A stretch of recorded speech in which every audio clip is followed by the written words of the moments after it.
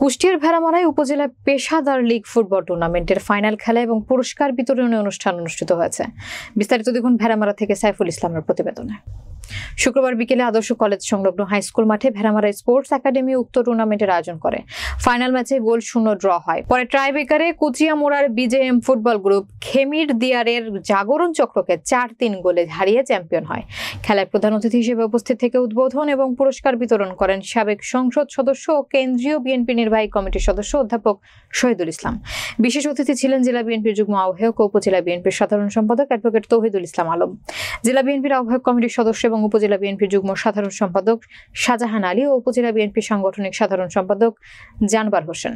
এছাড়াও পৌর বিএনপির সাংগঠনিক সম্পাদক শফিকুল ইসলাম ডাবলু, আবু নুরুদ্দিন নুরু ও উপজেলা স্বেচ্ছাসেবক দলের সদস্য সচিব এস.এম. আল হুসাইন সোহাগ। বিপুল সংখ্যক দর্শক উপস্থিত ছিলেন।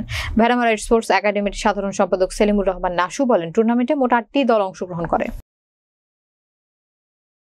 আমাদের ছেলেরা প্রতিনিয়ত কঠোর পরিশ্রম এবং কঠোর অনুশীলন করে, যার এই ফলশ্রুতিতে আমাদের একাডেমি দিনকে দিন আগামী দিনের জন্য আরো ভালো রেজাল্ট করবে আমি আশা করি। আমরা পরবর্তীতে শিরোপা আমাদের ঘরের মাঠে ভেড়ামারা উপজেলার মধ্যে জয়লাভ করেছি। আশা করি আমরা জেলার বাইরে এবং জেলার বাইরেও আগামীতে আমরা আরো টুর্নামেন্টে।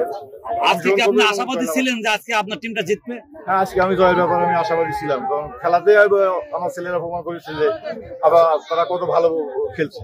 মানে আপনার ছেলেরা ভালো খেলেছে না প্রতিপক্ষের কেউ ভালো খেলেছে এরকম? না, প্রতিপক্ষ অবশ্যই ভালো খেলেছে, সেই সাথে পাশাপাশি আমাদের টিমও অনেক ভালো খেলছে। তা নাহলে তো ম্যাচ টাই ব্রেকার পর্যন্ত শেষ হতো না।